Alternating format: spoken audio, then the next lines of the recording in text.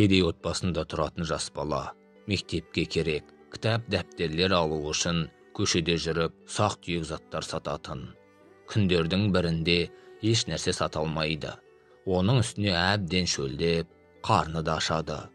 Бұдан кейін бір үйдің есігін қағып, жүрек жалғайтын азық сұрауды жөн көреді.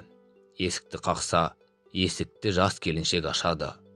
Ол ұялғаннан, кешіріңіз, ішетін су бересіз бе деп сұрайды. Жас келіншек баланың қарны ашып қалған шығар деп үлкен стаканға сүт құйып әкеліп береді. Бала сүтті асықпай, әр жұтымын сіңіре ішіп алып, көп рахмет, сүт үшін сізге қанша қарызбын деп сұрайды.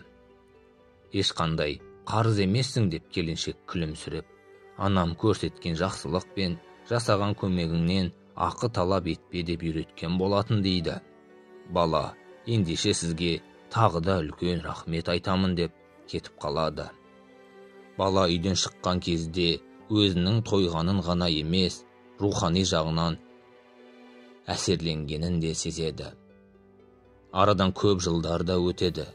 Әлгі әйел сирек кездесетін бір ауруға шалдығады. Жергілікті дәрігерлер емдей алмай, оны үлкен қалаға жібереді. Кеңес беруге шақырылған дәрігерлердің бірі жас бала науқастың қай жақтан келгенін естіп, оны көруге асығады.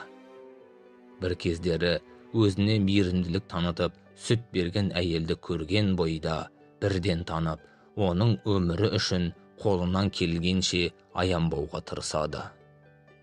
Ұзақ уақыт әйел ем қабылдап, жазылып та шығады. Ауруханадан шығар алдында доктор баланың алдына әлгі әйелдің есеп-шоты келеді.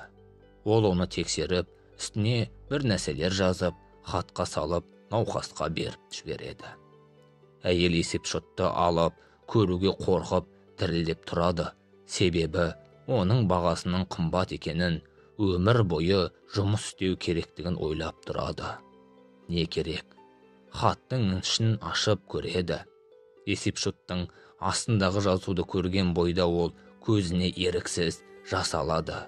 Өйткені ол жерде емделуге кеткен шығындар толығымен бір стакан сүттің ақысымен төленді деп жазылған еді.